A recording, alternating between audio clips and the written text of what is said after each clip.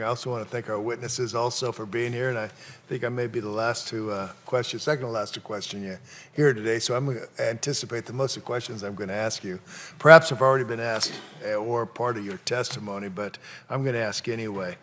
I'm from the state of Nevada, and it was hit particularly hard during this Great Recession, and I'm seeing a lot of recovery, but we got a long way to go. And the question is what is standing in the way of full recovery? And I do believe that a tax reform package, comprehensive or changes in our tax code, would go a long way to seeing some of these changes. I want to thank the chairman for holding this hearing, and my discussions with him and with the White House and with the House of Representatives is that they do by September 1st want to have something in concept by somewhere around September 1st so that we can have open hearings. And I know the tendency for the chairman is to have open hearings so that we can discuss in details some of the concerns that my friend from Missouri may have. But back in 1986, one of the key elements of that act, which was the last time, of course, we had tax reform, was to broaden the tax base, to reduce tax rates, and to simplify the code. I guess my question for the panelists is, I'll start with you, Mr. Solomon, is whether or not you believe that those three key products, broadening the base, reducing rates, simplifying the code, is still the key moving forward on this proposed movement of tax changes.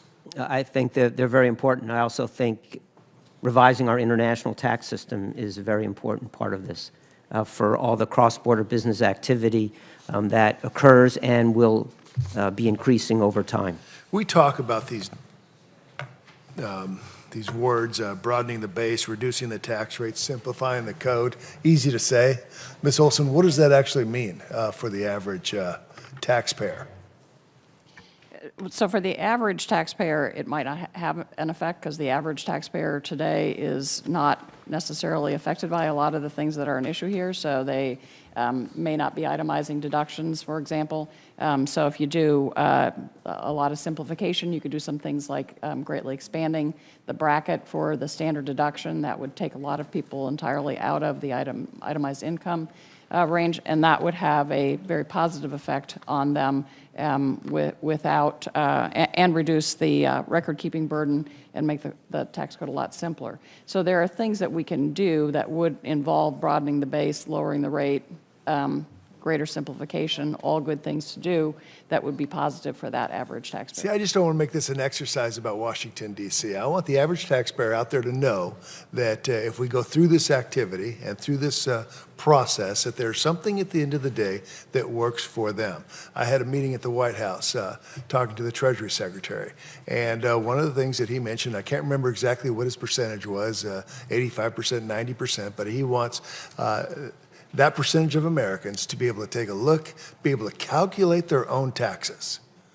In other words, it's going to get complicated for some, but for the average American, they should be able to calculate their own taxes.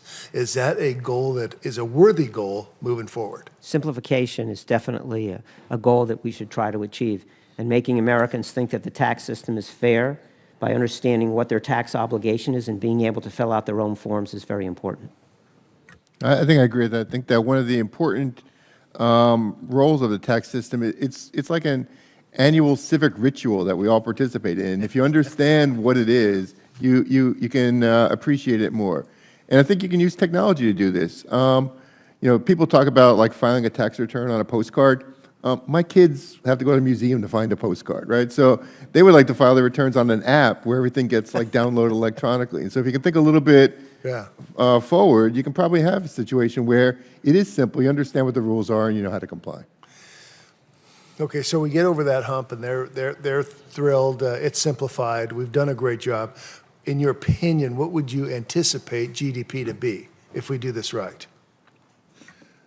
Look, we at the Tax Policy Center have done a fair amount of analysis on dynamic scoring. If you're talking about doing something in a revenue-neutral way, you'll improve incentives a little bit. You should improve the economy a little bit.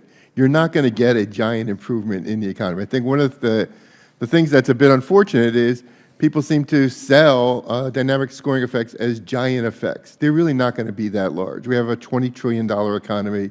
You're not going to move the needle all that much. You can move it some. Can you quantify it at all? So when Congress passed the PATH Act in 2015, Joint Tax Committee did an estimate of this. I'll make the numbers up, but it's about right. With conventional scoring, it cost around $700 billion. With dynamic scoring, it cost around $600 billion. And that was doing things like making the R&E credit permanent and some other incentives permanent that actually should have an effect. So 1/6 or 1/7 of the amount. Mr. Chairman, my time's run out. Thank you.